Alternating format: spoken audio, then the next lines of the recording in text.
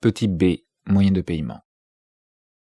Dans la forme immédiate de la circulation des marchandises examinées jusqu'ici, la même valeur se présente toujours double, marchandise à un pôle, monnaie à l'autre.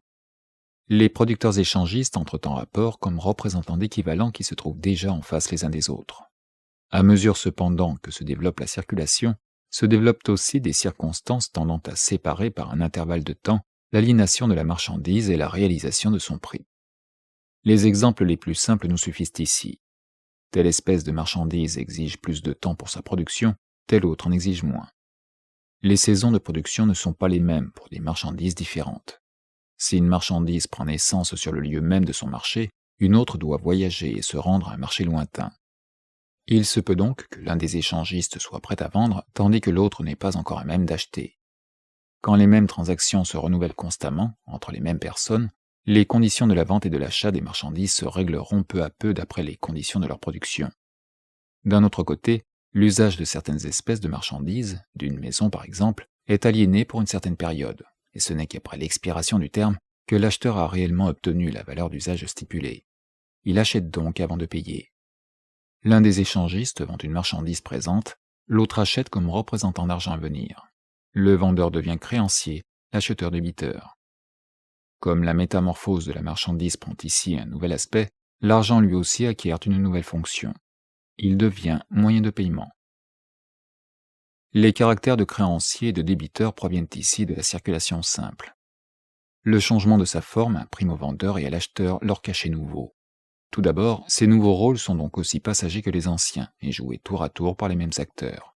Mais ils n'ont plus un aspect aussi débonnaire et leur opposition devient plus susceptible de se solidifier. Note 47. Les mêmes caractères peuvent aussi se présenter indépendamment de la circulation des marchandises. Dans le monde antique, le mouvement de la lutte des classes a surtout la forme d'un combat toujours renouvelé entre créanciers et débiteurs, et se termine à Rome par la défaite et la ruine du débiteur plébéien qui est remplacé par l'esclave. Au Moyen Âge, la lutte se termine par la ruine du débiteur féodal. Celui-là perd la puissance politique dès que croule la base économique qui en faisait le soutien. Cependant, ce rapport monétaire de créancier à débiteur ne fait à ces deux époques que réfléchir à la surface des antagonismes plus profonds. Revenons à la circulation des marchandises. L'apparition simultanée des équivalents marchandises et argent aux deux pôles de la vente a cessé. Maintenant, l'argent fonctionne en premier lieu comme mesure de valeur dans la fixation du prix de la marchandise vendue. Ce prix, établi par contrat, mesure l'obligation de l'acheteur, c'est-à-dire la somme d'argent dont il est redevable à terme fixe. Puis il fonctionne comme moyen d'achat idéal. Bien qu'il n'existe que dans la promesse de l'acheteur, il opère cependant le déplacement de la marchandise. Ce n'est qu'à l'échéance du terme qu'il entre comme moyen de paiement dans la circulation, c'est-à-dire qu'il passe de la main de l'acheteur dans celle du vendeur. Le moyen de circulation s'était transformé en trésor parce que le mouvement de la circulation s'était arrêté à sa première moitié. Le moyen de paiement entre dans la circulation, mais seulement après que la marchandise en est sortie.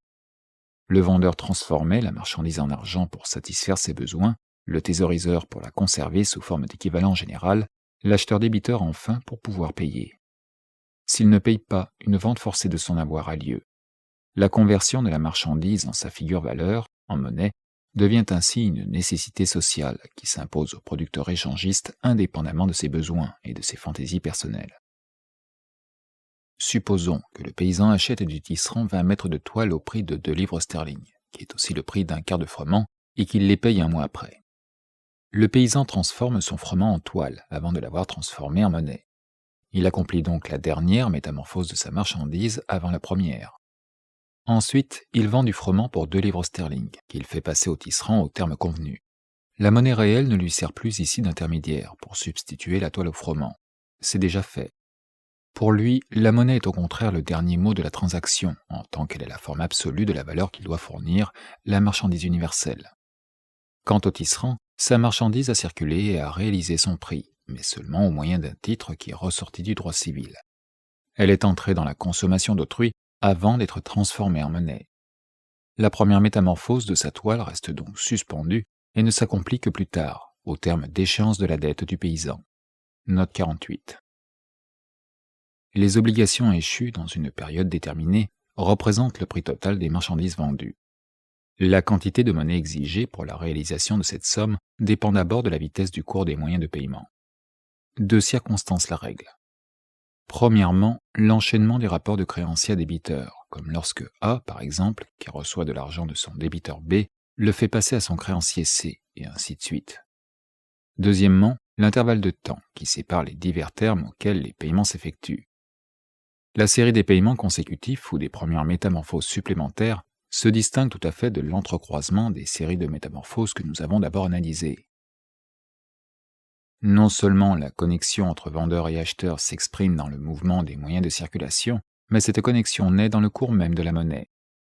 Le mouvement du moyen de paiement, au contraire, exprime un ensemble de rapports sociaux préexistants. La simultanéité et contiguïté des ventes ou achats, qui fait que la quantité de moyens de circulation ne peut plus être compensée par la vitesse de leur cours, forme un nouveau levier dans l'économie des moyens de paiement. Avec la concentration des paiements sur une même place, se développent spontanément des institutions et des méthodes pour les balancer les uns par les autres. Tels étaient par exemple à Lyon au Moyen Âge les virements. Les créances de A sur B, de B sur C, de C sur A et ainsi de suite n'ont besoin que d'être confrontées pour s'annuler réciproquement, dans une certaine mesure comme quantités positives et négatives. Il n'en reste plus ainsi qu'une balance de compte à solder. Plus est grande la concentration des paiements, plus est relativement petite leur balance, et par cela même la masse des moyens de paiement en circulation. La fonction de la monnaie comme moyen de paiement implique une contradiction sans moyen terme. Tant que les paiements se balancent, elle fonctionne seulement d'une manière idéale, comme monnaie de compte et mesure des valeurs. Dès que les paiements doivent s'effectuer réellement, elle ne se présente plus comme simple moyen de circulation, comme forme transitive servant d'intermédiaire au déplacement des produits, mais elle intervient comme incarnation individuelle du travail social, seule réalisation de la valeur d'échange, marchandise absolue. Cette contradiction éclate dans le moment des crises industrielles ou commerciales, auxquelles on a donné le nom de crise monétaire. Note 49. Elle ne se produit que là où l'enchaînement des paiements et un système artificiel destiné à les compenser réciproquement se sont développés. Ce mécanisme vient-il par une cause quelconque à être dérangée, aussitôt la monnaie, par un revirement brusque et sans transition, ne fonctionne plus sous sa forme purement idéale de monnaie de compte. Elle est réclamée comme argent comptant et ne peut plus être remplacée par des marchandises profanes. L'utilité de la marchandise ne compte pour rien et sa valeur disparaît devant ce qui n'en est que la forme. La veille encore, le bourgeois, avec la suffisance présomptueuse que lui donne la prospérité, déclarait que l'argent est une vaine illusion. La marchandise seule est argent, s'écriait-il. L'argent seul est marchandise, tel est maintenant le cri qui retentit sur le marché du monde. Comme le cerf altéré brame après la source d'eau vive, ainsi son âme appelle à grands cris l'argent, la seule et unique richesse. Note 50. L'opposition qui existe entre la marchandise et sa forme valeur est, pendant la crise, poussée à l'outrance. Le genre particulier de la monnaie n'y fait rien.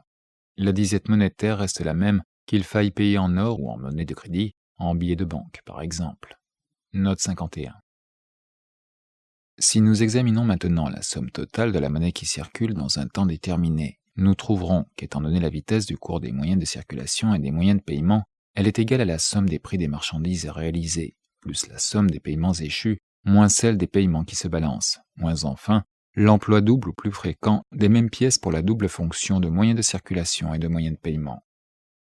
Par exemple, le paysan a vendu son froment moyennant 2 livres sterling, qui opèrent comme moyen de circulation. Au terme d'échéance, il les fait passer au tisserand, maintenant elle fonctionne comme moyen de paiement. Le tisserand achète avec elle une Bible, et dans cet achat elle fonctionne de nouveau comme un moyen de circulation, et ainsi de suite. Étant donné la vitesse du cours de la monnaie, l'économie des paiements et les prix des marchandises, on voit que la masse des marchandises en circulation ne correspond plus à la masse de monnaie courante dans une certaine période, un jour par exemple. Il court de la monnaie qui représente des marchandises depuis longtemps dérobées à la circulation. Il court des marchandises dont l'équivalent en monnaie ne se présentera que bien plus tard. D'un autre côté, les dettes contractées et les dettes échues chaque jour sont des grandeurs tout à fait incommensurables. Note 52. La monnaie de crédit a sa source immédiate dans la fonction de l'argent comme moyen de paiement. Des certificats constatant les dettes contractées pour des marchandises vendues circulent eux-mêmes à leur tour pour transférer à d'autres personnes les créances. À mesure que s'étend le système de crédit, se développe de plus en plus la fonction que la monnaie remplit comme moyen de paiement. Comme telle, elle revêt des formes d'existence particulières dans lesquelles elle hante la sphère des grandes transactions commerciales, tandis que les espèces d'or et d'argent sont refoulées principalement dans la sphère du commerce de détail. Note 53. Plus la production marchande se développe et s'étend, moins la fonction de la monnaie comme moyen de paiement est restreinte à la sphère de la circulation des produits. La monnaie devient la marchandise générale des contrats. Note 54. Les rentes, les impôts, etc., payés jusqu'alors en nature, se payent désormais en argent.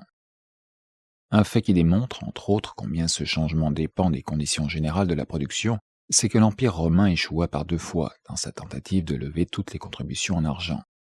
La misère énorme de la population agricole en France sous Louis XIV, dénoncée avec tant d'éloquence par Bois-Guilbert, le maréchal Vauban, etc., ne provenait pas seulement de l'élévation de l'impôt, mais aussi de la substitution de sa forme monétaire à sa forme naturelle. Note 55. En Asie, la rente foncière constitue l'élément principal des impôts et se paye en nature. Cette forme de la rente, qui repose là sur des rapports de production stationnaires, entretient par contre-coup l'ancien mode de production. C'est un des secrets de la conservation de l'Empire turc. Que le libre commerce, octroyé par l'Europe au Japon, amène dans ce pays la conversion de la rente nature en rente argent, est en effet de son agriculture modèle, soumise à des conditions économiques trop étroites pour résister à une telle révolution. Il s'établit dans chaque pays certains termes généraux où les paiements se font sur une grande échelle. Si quelques-uns de ces termes sont de pure convention, ils reposent en général sur les mouvements périodiques et circulatoires de la reproduction liés au changement périodique des saisons, etc. Ces termes généraux règlent également l'époque des paiements qui ne résultent pas directement de la circulation des marchandises, tels que ceux de la rente, du loyer, des impôts, etc. La quantité de monnaie qu'exigent à certains jours de l'année ces paiements disséminés sur toute la périphérie d'un pays occasionne des perturbations périodiques mais tout à fait superficielles. Note 56. Il résulte de la loi sur la vitesse du cours des moyens de paiement que pour tous les paiements périodiques, quelle qu'en soit la source, la masse des moyens de paiement nécessaires est en raison inverse de la longueur des périodes.